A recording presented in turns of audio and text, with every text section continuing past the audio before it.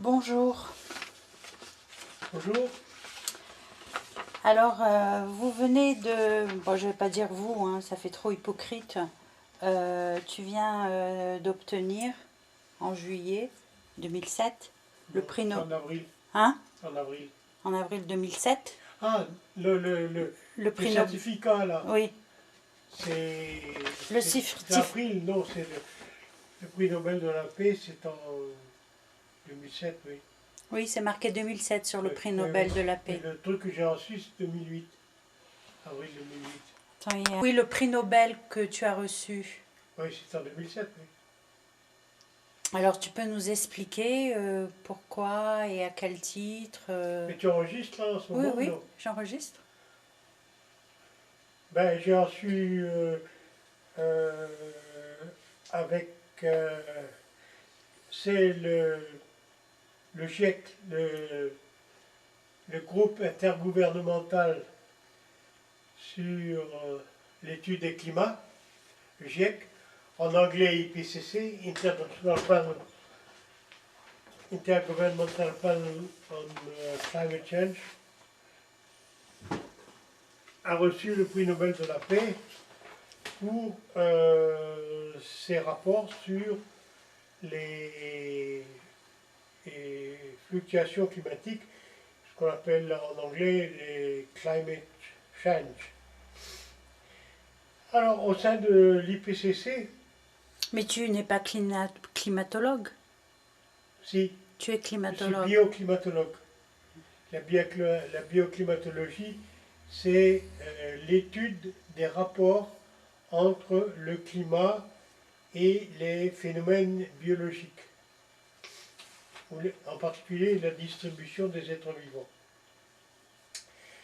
Donc, à Ta l'intérieur... thèse était déjà de la bioclimatologie? Pardon? Ta thèse que tu as fait sur la désertisation, tes, Oui, en partie. tes premiers travaux Oui, oui, sur, déjà, le mais les premiers travaux remontent à 1954 et déjà j'étais très motivé par la bioclimatologie, notamment les rapports entre la végétation, la température et la pluviosité et le régime des pluies, etc. Bien, donc à l'intérieur du GIEC, j'ai été chargé de la coordination du thème changement climatique et désertification, qui était ma spécialité. Et dans le cadre de cette fonction de coordination, j'ai produit 2 rapports au GIEC en 1994 et en 1995, qui, semble-t-il, c'est le rapport vert que je vois. Oui. celui-là, et celui-là qui est la première version. D'accord.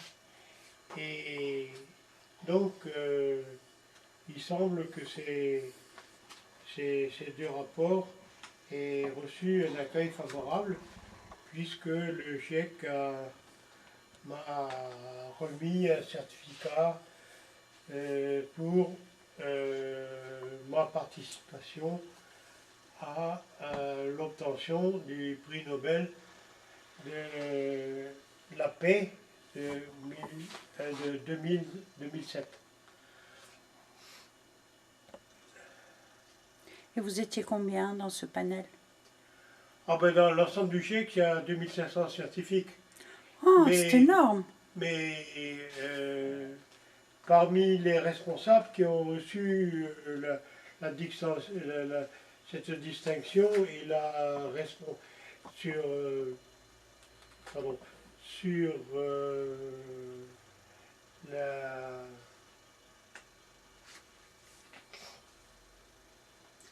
cette distinction sur la participation et l'impact de leurs travaux sur le prix Nobel, je ne sais pas, il y en a un certain nombre, pas quelques dizaines, peut-être quelques centaines.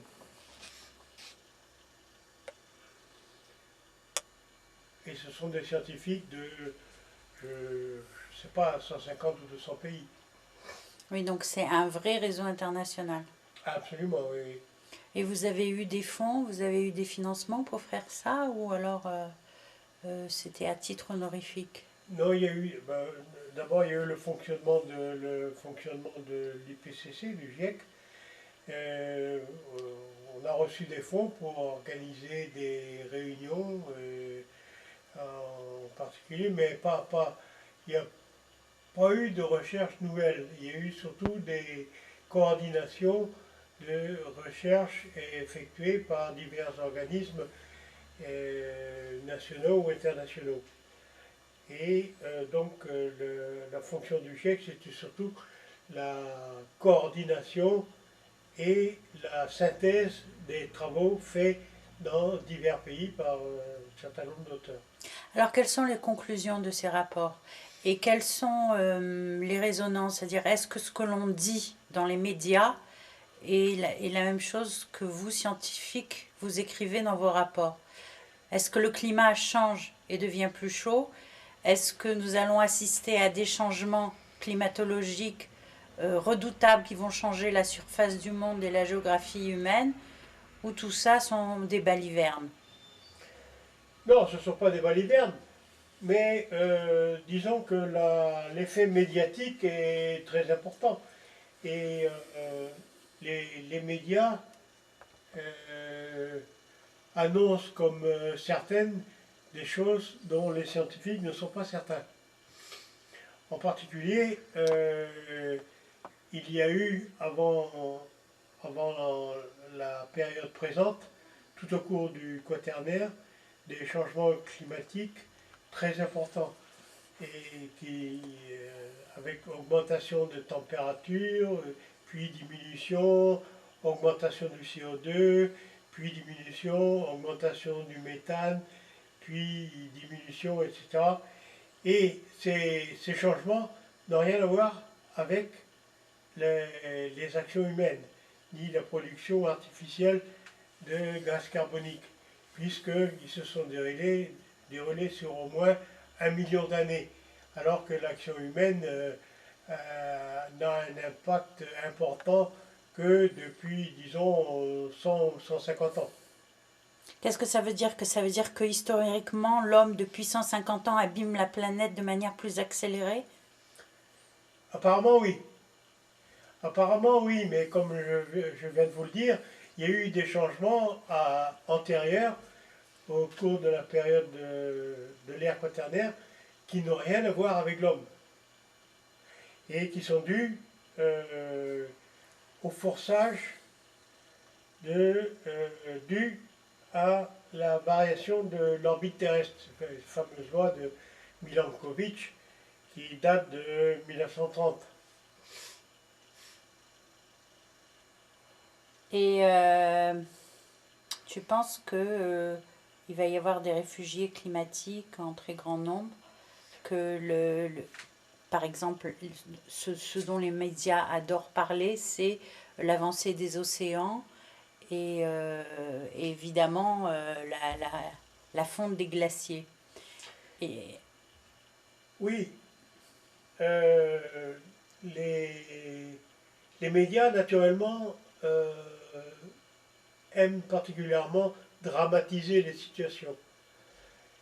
Qu'il y ait des changements drastiques sur le niveau des océans, c'est probable. Que les glaciers soient en train de fondre, c'est un fait observé. Mais est-ce que cela va durer indéfiniment? Nous n'en savons rien. Parce que dans le passé, il y a eu de tels accroissements de température qui se sont terminés et on ne sait pas pourquoi. oui, c'est-à-dire qu'on ne peut pas faire les devins. Ils ont l'air de poser comme certitude. Ils posent des certitudes sur des mécanismes ultra complexes que même les scientifiques les plus avertis ne peuvent pas comprendre. C'est exactement ça. Mais ils font ça dans tout. Ils font ça. Ils font ça dans tous les domaines. Ils veulent simplifier et dramatiser pour créer... Une panique. Ouais. Et cette panique est quand même. Panique, peut-être pas, mais en tout cas de l'intérêt. L'intérêt, oui, voilà, c'est ça. Ça fait vendre des documentaires sur Arte. Par exemple. Et on parle quand même des réfugiés climatiques. Moi, j'ai lu quand même de plus en plus de sociologues, d'anthropologues, de politologues qui disent que certaines régions, en étant soumises à la désertisation, ça c'est vraiment ton domaine, vont provoquer des exodes massifs qui vont changer la face du monde. Oui, mais tire la porte.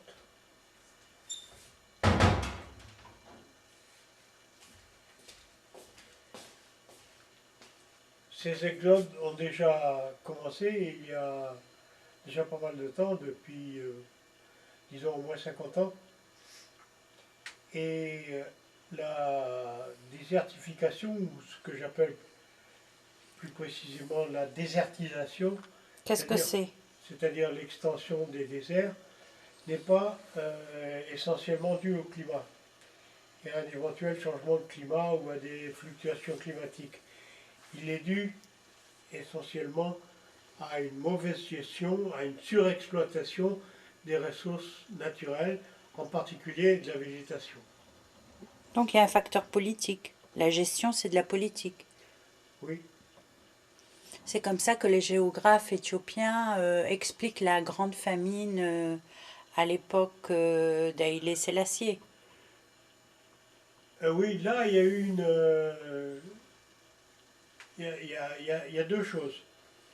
Il y a une mauvaise gestion des ressources naturelles et en plus, qui, dans le cas de l'Éthiopie et même du Sahel, a été exacerbée par une sécheresse importante et prolongée. Mais les sécheresses importantes et prolongées ne sont pas nouvelles, elles ont toujours existé. Oui, en Éthiopie, c'est depuis le Moyen Âge. Enfin, depuis qu'on a des sources écrites et des récits de voyageurs, Absolument, on a des récits de disettes terribles. absolument. Rimbaud lui-même au 19e fait des récits. Mais les disettes existaient à l'époque même en Europe. Oui, à cette époque, oui, Ah ben oui, en Bretagne. c'est une des origines de la Révolution française, entre autres. Donc en fait, tu ne nies pas le lien entre climatologie et politique. Non, bien entendu, Parce que parce que le déplacement massif de population entraîne forcément ben, des... il y a une preuve tangible, c'est que la fameuse sécheresse du Sahel dans les années 70 et 80 a vu le changement de gouvernement et de régime politique dans pratiquement tous les pays sahéliens et de l'Afrique de l'Est. Lesquels? À part l'Éthiopie? Ben, les pays sahéliens, Ouais, les autres pays sahéliens. les pays sahéliens que tout le monde connaît, il y en a une dizaine, depuis le Sénégal jusqu'au Soudan, Ouais. du Sénégal jusqu'au Soudan, puis de l'Afrique de l'Est, c'est-à-dire Éthiopie, Érythrée, Somalie, Kenya. Mais ces sécheresses d'ailleurs au Sahel et en Afrique de l'Est ne sont pas toujours. Chut.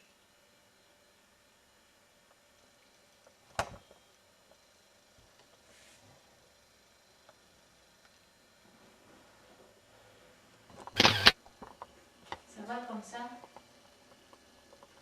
Ou c'est trop sombre alors? Non, ça va. Alors, qu'est-ce que tu disais sur le Sahel? Je disais que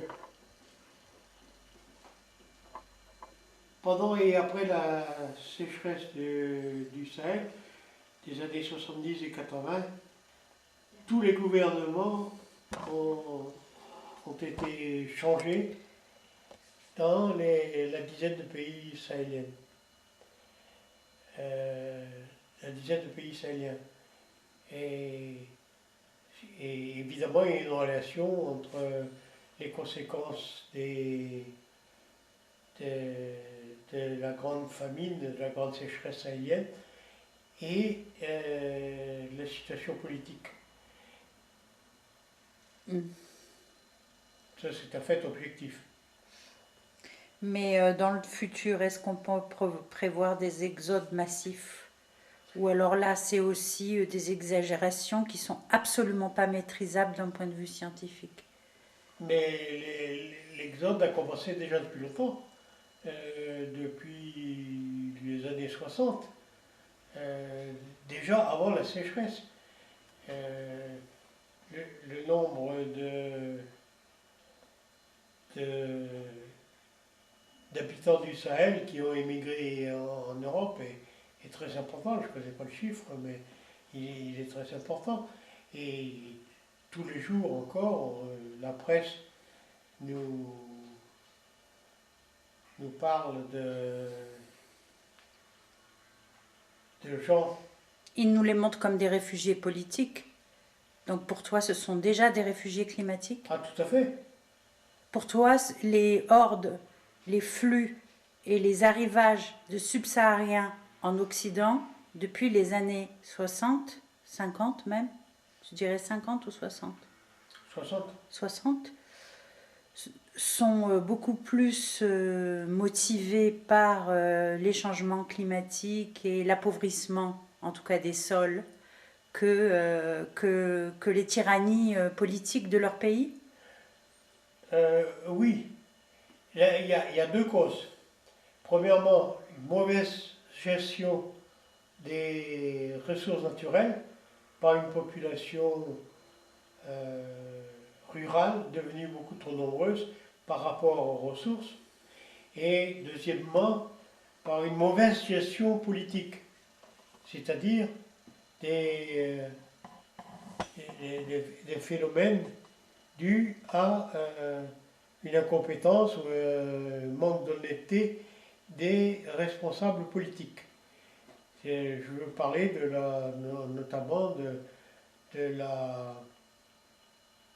persécution de certaines ethnies et aussi de la corruption de beaucoup des soi-disant élites politiques. Est-ce que tu penses au Soudan, par exemple, le Darfour? Bien entendu, c'est un des exemples les plus convaincants.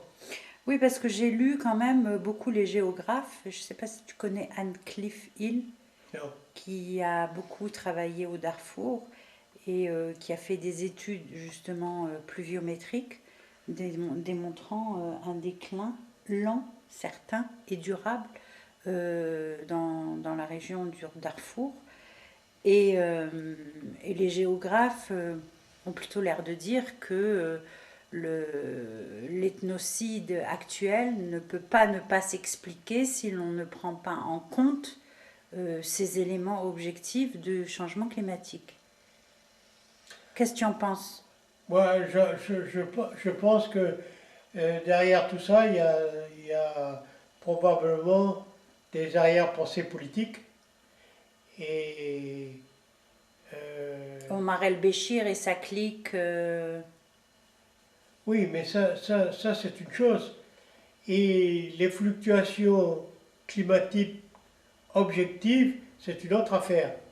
Alors, les spécialistes de sciences humaines ont tendance à faire l'amalgame entre les fluctuations politiques et la gestion politique ou sociale de ces régions.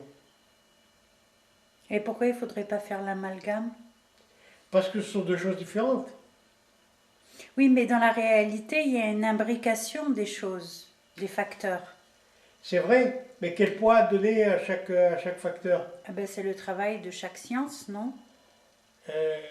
Non, parce qu'il n'y a pas de, il y a pas, il y a pas de, il y a pas de synthèse faite, de synthèse valable faite entre le fait de donner tel poids à tel facteur et tel autre poids à tel autre facteur. Ça dépend de l'idiosyncrasie de chacun.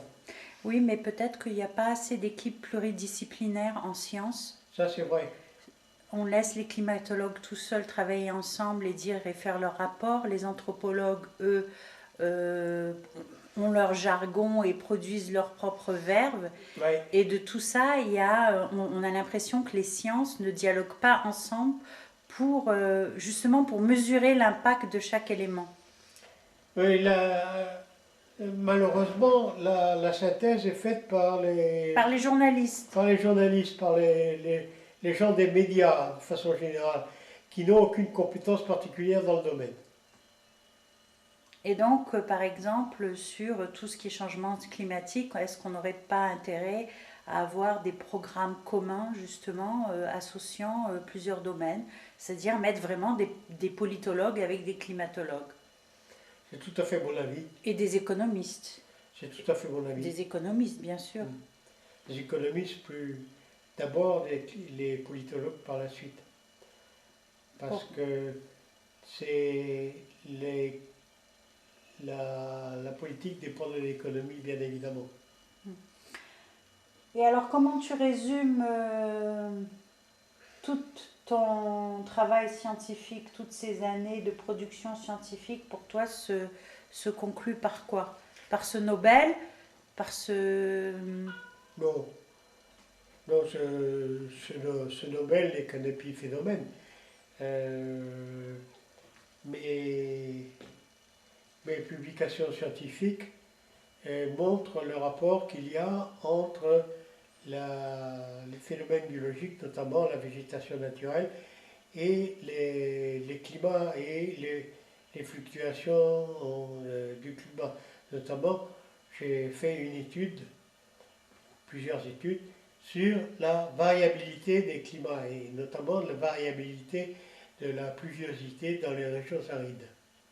Et contrairement à ce qu'on lit habituellement, le Sahel, par exemple, est une des régions arides au monde où la pluviosité est la moins variable.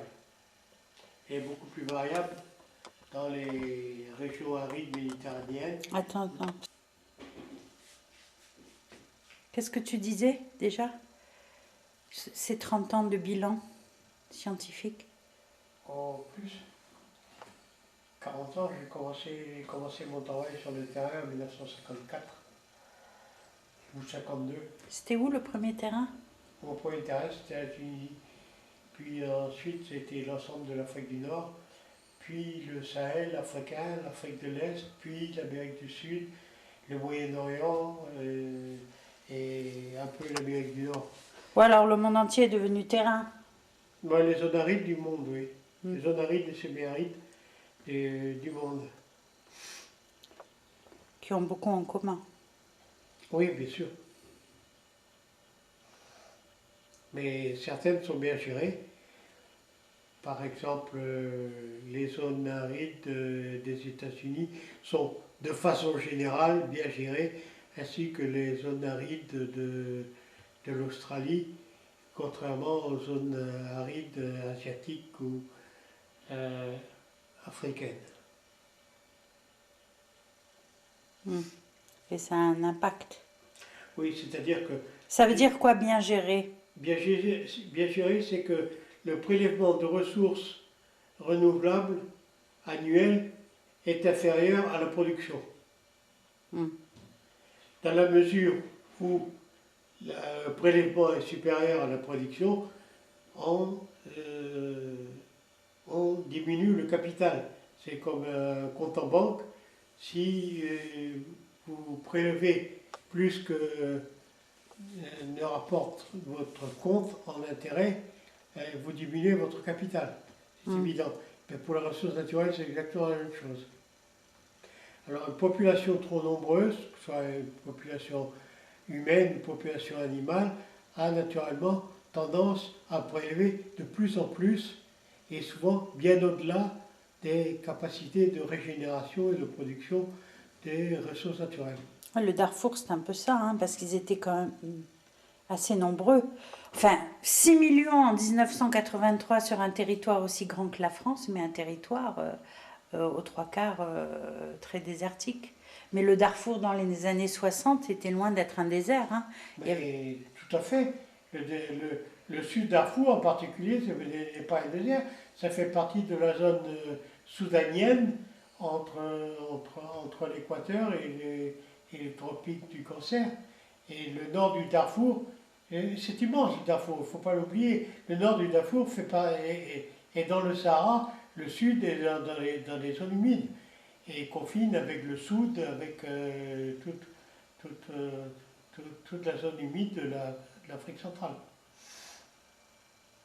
Mais le Djebel Mara, là où ont lieu les conflits les plus durs, sont pas du tout au sud du Darfour. Ah, mais c'est tout à fait, oui, mais ça c'est tout à fait une autre affaire. Le Jebel Bara culmine autour de 3000 mètres. Bien. Alors il y a un changement considérable de climat entre le piémont du Jebel Bara et le sommet, et toute une gamme climatique entre la plaine et le sommet. D'ailleurs, dans le Jebel Bara, ce ne sont plus des nomades, comme les Bagara ou les Agawa, ce sont les fours, les gens c'est-à-dire Des ruraux, oui, sédentaires, sont des agriculteurs sédentaires. depuis longtemps. Oui. Depuis le sultanat de Keira, qui date Ah oui, du très longtemps, l'époque historique. oui, 16e siècle, Oui. peut-être même avant, mais Avant, on ne sait pas. avant on ne sait pas, parce qu'on n'a pas trop Hmm. de sources. Et les Asiatiques gèrent également assez mal leurs espaces désertiques. Les Chinois, par exemple, les déserts en Chine. Oui, alors les Il y a- déserts en Chine, là, il y a beaucoup d'études là-dessus. Les déserts en Chine se sont considérablement étendus pendant la période historique, ancienne et historique. Bon, il y a beaucoup de documents sur la route de la soie et toutes les villes ensevelies sous les dunes dans le désert du Taklamakan. Mais le désert chinois, c'est quelque chose de très particulier. Si vous prenez par exemple le Taklamakan, c'est un désert du fait qu'il ne pleut pas. Mais il y a des ressources en eau considérables sous les dunes qui sont produites par des reliefs de 6 à 7 000 mètres qui entourent ce désert qu'on appelle le désert d'ombre pluviale. Puisque les nuages porteurs de pluie sont arrêtés par les montagnes au-dessus, le Tien Shan et puis le Kunlun. Tu as été dans les déserts de Chine? Oui. Quel est le désert qui t'a le plus intéressé, enfin l'espace désertique qui, d'un point de vue scientifique, t'a le plus intéressé? Bon, un des plus intéressants est certainement celui-là, le Taklamakan, du fait que c'est climatiquement un désert, mais édaphiquement, c'est du point de vue sol et géologie, ce n'est pas un désert puisque le sous-sol est plein d'eau. Et je viens de dire pourquoi. Mais existe depuis au moins 2500 ans, puisque certaines villes de la route de la soie sont actuellement complètement envahies par les sables et enfouies sous les dunes. Il y a d'ailleurs des recherches archéologiques récentes et actuelles sur le sujet. Alors c'est très surprenant de voir, quand on a travaillé au Sahara, d'arriver au Taklamakan et de trouver dans les dépressions des sols, des peupliers, etc., dus essentiellement à la richesse en eau du sous-sol. Oui, ça doit avoir un côté un peu féerique. Ben oui, il y a des... Mais il y a fait ça aussi au Sahara, je me rappelle, ces espèces d'oasis, c'est le même principe, non? Oui, mais en fait, la richesse en eau du Sahara n'a rien de comparable au Taklamakan. Donc c'est des oasis. Qui sont très localisés, alors que le Taklamakan, je dis toujours, une éponge sur une nappe d'eau. C'est-à-dire les dunes sur une immense nappe d'eau. Et les Chinois pourront en tirer quelque chose s'ils voulaient. Ah oui, les Chinois font énormément parce que lorsque j'ai visité la Chine en 1984, cette région en particulier de Xinjiang et du Taklamakan, les superficies irriguées dans la région aride augmentaient de 100 000 hectares par an. C'est considérable.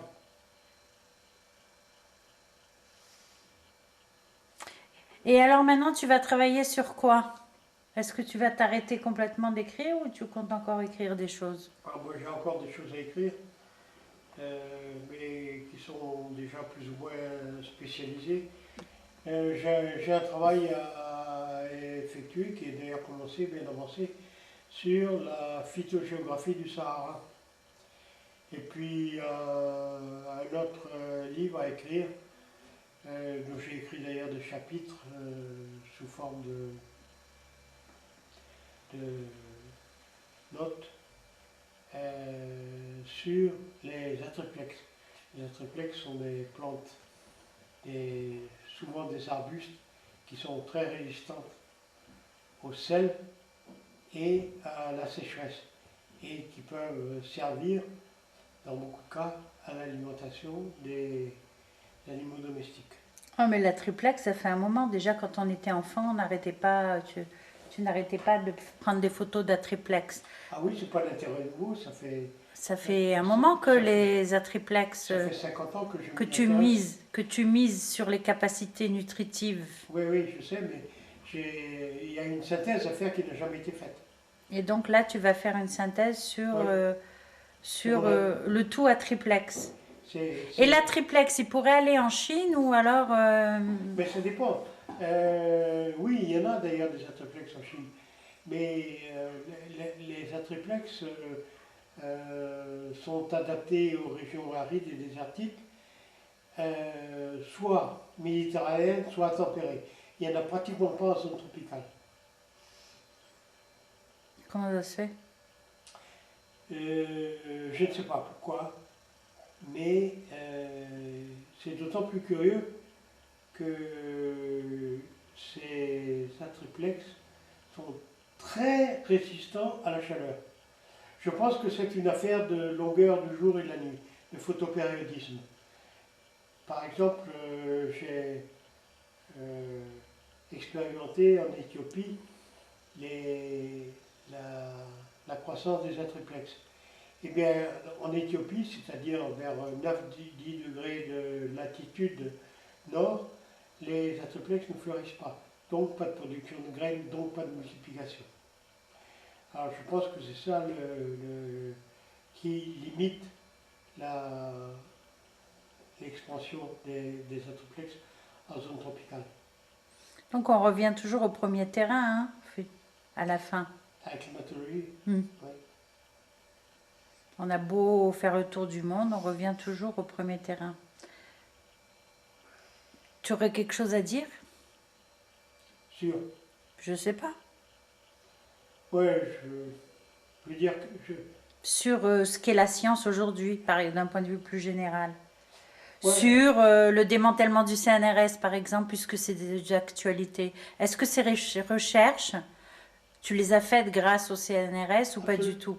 Absolument pas. Le CNRS n'a rien à voir dans mes recherches.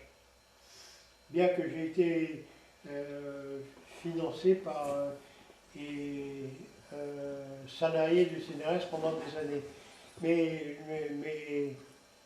mes programmes de recherche n'intéressaient absolument pas le CNRS. D'ailleurs, personne ne s'intéresse en France aux zones arides.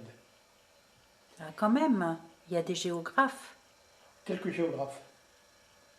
Alors Une Stom, poignée quand de même, géographes. alors Stom, il y a des gens qui s'intéressent aux zones arides.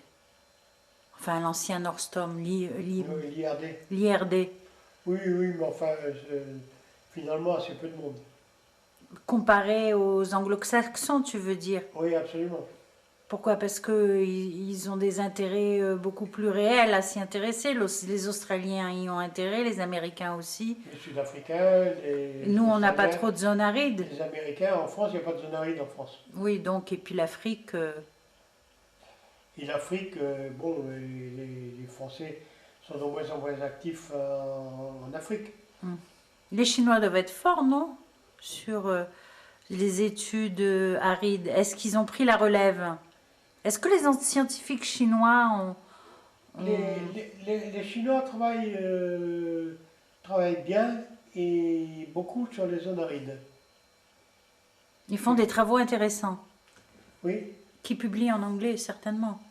en chinois d'abord, puis en anglais évidemment. Donc, en fait, tout ça, c'est fait en dehors du CNRS. En grande partie. Sauf bien entendu pour ce qui est de la géographie et des sciences humaines. Et qu'est-ce que tu penses du démantèlement du CNRS? Là, c'est une question piège.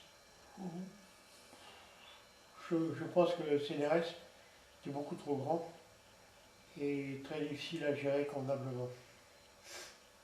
Moi, je suis pour les petites unités gérables et pour la réduction, autant que faire se peut, de la bureaucratie.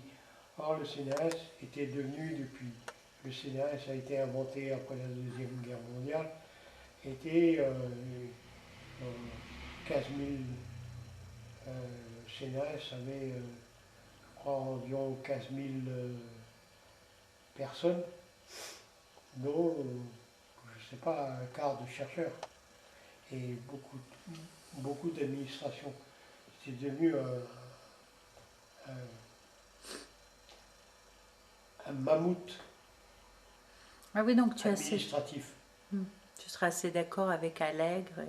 Ah oui, mais je suis tout à fait d'accord avec beaucoup des idées d'Allègre, tout en étant moins péremptoires. Et est-ce que tu ferais la scission? Est-ce que tu distinguerais les sciences dures des sciences humaines, par exemple? Ça, c'est quand même un débat intéressant. On veut mettre les sciences humaines à part dans un institut qui serait à part et séparé des sciences dites dures. Est-ce que tu penses que ça, c'est par exemple, c'est une bonne idée, une idée féconde qui peut produire de l'intelligence? Je pense que c'est une profonde erreur, Ouais, moi aussi. parce que les deux groupes de sciences se fertilisent l'une l'autre. Et je crois personnellement à la pluridisciplinarité et à la transdisciplinarité. Et de séparer complètement les deux, c'est à mon avis une grave erreur. Moi aussi, je suis quand même assez d'accord parce que je vois que les sociologues, lorsqu'ils ne lisent pas les géographes, font du tout ethnie. Tout est l'ethnie, c'est les ethnies, c'est les populations. Ils ont une explication sociologique de tout ce qui peut arriver, comme si le monde se limitait à une organisation sociale, mais le monde est d'une complexité qui n'a rien à voir avec les sociabilités des uns et des autres. Et ça les rend extrêmement obtus, tu crois pas? C'est tout à fait mon avis. Et je crois que isoler les disciplines de cette façon, c'est vraiment stérile à long terme. Hmm. Mais ce sont des chapelles aussi, ce sont des clientélismes. En plus. Et c'est pas ce dont ça, c'est pas la maladie du CNRS. Oui, je crois que c'est vrai. Mais il y a quelques brillantes exceptions. Par exemple. Par exemple, je connais une géographe du CNRS, que tu connais aussi, dont la thèse a été dirigée par un physicien, et pas n'importe quel physicien, qui a été ministre de la Recherche pendant de nombreuses années. Qui ça? Son nom m'échappe maintenant. Tu- Tout le monde le Ah connaît, oui, tu parles de la géographe qui nous dirige actuellement. absolument. Oui, mais elle est exceptionnelle. Mais c'est vrai que elle. C'est une brillante exception à la transdisciplinarité. Et toi, tu penses que la transdisciplinarité est fondamentale? Oui, je crois. Tu crois que c'est l'avenir? Ouais. Sinon, il y a risque d'enfermement des Enfin, que sciences. c'est l'avenir. Ce devrait être l'avenir.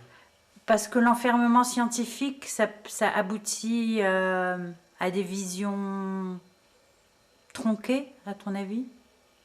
Oui, parce que les progrès dans une discipline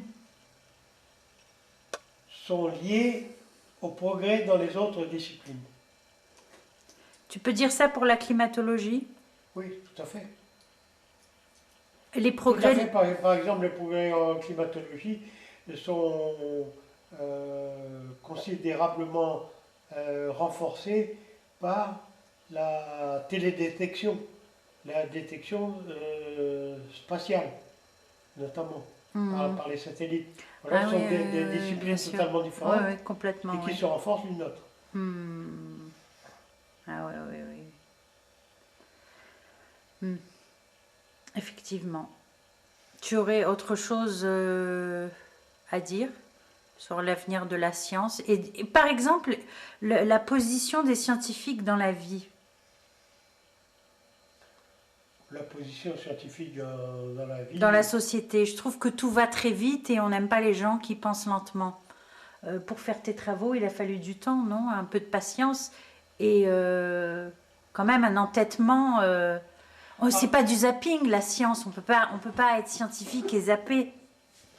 mais non, alors que dans les médias, c'est le contraire.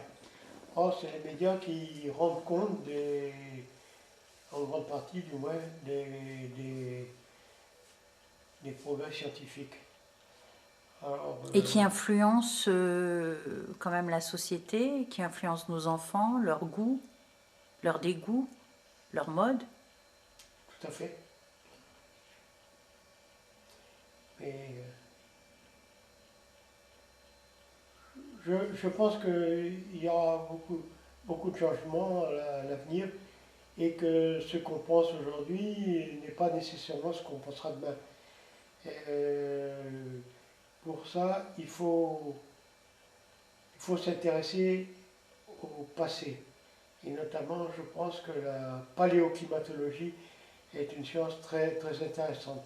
Voir ce qui s'est passé dans, pendant les époques géologiques, notamment récentes, qui ont tendance à montrer que les choses ne sont pas inéluctables et qu'il y a des changements qui sont plus ou moins cycliques, qui,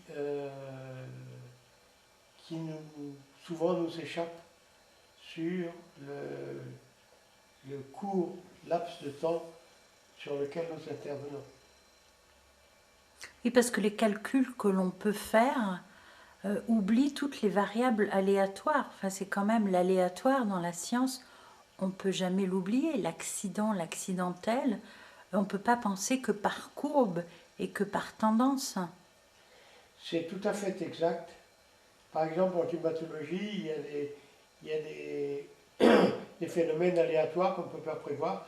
Par exemple, les éruptions volcaniques qui projettent dans l'atmosphère des milliards de tonnes de poussière et qui influencent pendant plusieurs années la, la climatologie. Et donc ces études sur la paléontologie, c'est les découvertes des paléontologues auront certainement une incidence très importante sur ce que l'on pourra comprendre aujourd'hui du climat. Oui, déjà par exemple, l'étude des glaces polaires et des bulles de gaz contenues dans les glaces polaires nous permettent de refaire en gros l'histoire du climat depuis pour l'instant 200-250 000 ans et dans l'avenir probablement 1 million d'années. Et cela montre que les teneurs en gaz carbonique et en méthane, etc., ont augmenté et diminué à tour de rôle un certain nombre de fois. Et donc un certain nombre de cycles qui paraissent liées au forçage de l'orbite terrestre, donc à des causes cosmiques. Donc merci beaucoup Henri-Noël Le Houerou et bravo pour ce prix Nobel qui, peut-on dire, est aussi le fruit d'un entêtement.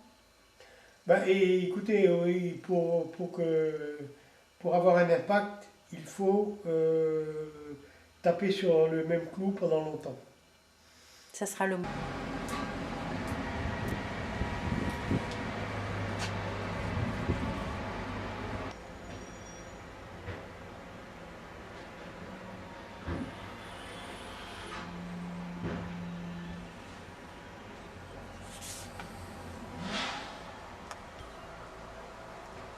Alors, qu'est-ce que tu penses du prix Nobel de ton mari? C'est quand même un prix partagé, ne dis pas le prix Nobel. Ben oui, collectif, et alors? Un prix collectif. Oui, bien sûr, personne n'a dit le contraire. Ben oui, mais quand tu dis ça, tu as l'impression que. Mais non. Eh oui, il ne faut pas non plus. Alors, qu'est-ce que t'en penses? T'en penses quoi? Ben, que c'est mérité. Hein? C'est mérité. C'est mérité. Il pense qu'à son travail. Hein? Il pense qu'à son travail.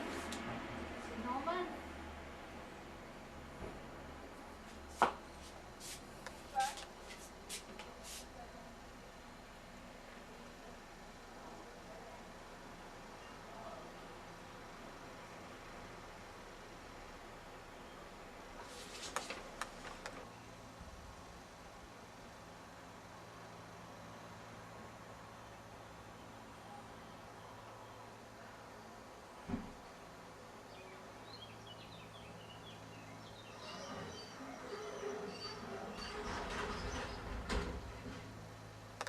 C'est pas un atriplex, ça, là, cet arbre-là, devant la maison? Ce truc-là. Viens voir, s'il te plaît. Ici.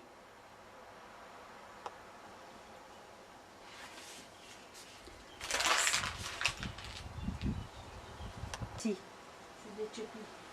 C'est un atriplex? Ah, ça? Oui.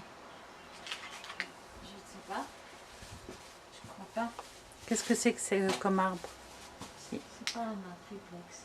Hein? Celui-là, il vient d'Éthiopie, celui-là. Non, mais cet arbre-là, je crois que c'est ça, les atriplex. C'est l'arbuste. Oui. C'est pas un arbre. Oui, l'arbuste, c'est un atriplex. Je crois pas. Demande-lui. Demande-lui. Ça, c'est pour Annie. Alors, il a travaillé toute sa vie sur des atriplex et tout ça. Je me rappelle quand j'étais petite. Oui. Chaque fois qu'il y avait un atriplex, Oui. il arrêtait la voiture. Ben, justement, il en a planté là, dans le jardin. Et il prétend que c'est moi qui les aurais fait sauter. Sauter comment? Les enlever. Il n'y a même pas... moi, je pensais que ça, c'était un atriplex. Donc, il y a même pas... Il y en avait là, des atriplex. Où ça, là? Là, mais il n'y en a plus. Devant, dans le jardin? Ouais, il y en avait. Mais je sais qu'en douce, j'ai fait sauter des cactus. Pourquoi? Parce que les cactus, quand les enfants jouent au ballon, c'était dangereux. Pourquoi il plantait des cactus dans Et le il y en a jardin? partout dans les cactus. J'en ai enlevé partout. Des cactus qu'il a ramenés d'un peu partout? D'un peu partout. Et moi, ça ne m'intéressait pas parce que les enfants jouent au foot et c'était dangereux. Pour les ballons de foot? Pour les ballons de foot et pour les enfants. Quoi. Il n'y a pas que pour les ballons, c'est dangereux quand même, les cactus. Alors évidemment, en douce, Tu lui as dit... je l'ai liquidé. Tu as liquidé tous les cactus? Non, il en reste encore, parce que c'est coriace les cactus. J'ai vu qu'il y en a qui Là, étaient cachés dans la ouais. haie. C'est ceux qui ont échappé à ton... Ouais, à moi. Hein? Mais là, ça m'étonne que les atriplex n'étaient pas dangereux. Ça m'étonne que j'ai fait sauter la triplex. Non, je crois qu'il y a eu des réparations là, sur la conduite et que c'est le plombier qui a fait sauter la triplex. Parce que, Oui, parce que la triplex, ça n'a aucune espèce non, de... regarde, ceux-là, je ne les ai pas fait sauter. Ça aussi, c'est des essais. Ce sont des essais, tout ça. C'est quoi ces plantes? Des plantes de garrigue, je crois. les plantes du Moi, Gobi. j'ai jamais vu ça en Éthiopie. Hein. Ça doit être des plantes de zone aride pour les chèvres, non? Des zones arides pour les chèvres, probablement. Tout ce qu'il y a là, c'est pas pour la décoration, c'est pour faire des essais. Donc la triplex, il me gênait pas du tout. Ça m'étonne beaucoup que je fais. On fait sauter la Tu te triplex. rappelles quand il avait vu les olives blanches et qu'il nous C'est avait... moi qui ai Hein? trouvé. C'est moi qui ai trouvé. En Libye, dans un creux dans le désert, il y avait un olivier et les olives étaient blanches, albinos. C'est toi qui as vu les premières olives Oui. albinos. Ouais. Et lui, il l'avait jamais vu. Hein? Non, il n'avait jamais vu. Et alors j'avais pris, comme c'était Pâques, c'était au moment de Pâques, j'avais ramené un rameau D'olivier. d'olives albinos comme décoration pour Pâques. Et il n'en avait jamais vu. C'était des olives blanches, enfin ivoire, couleur ivoire, qui devenaient jamais noires. Mais je ne sais pas si c'était comestible, ces olives, j'en sais rien. Bon, et ben alors, quoi, c'est fini?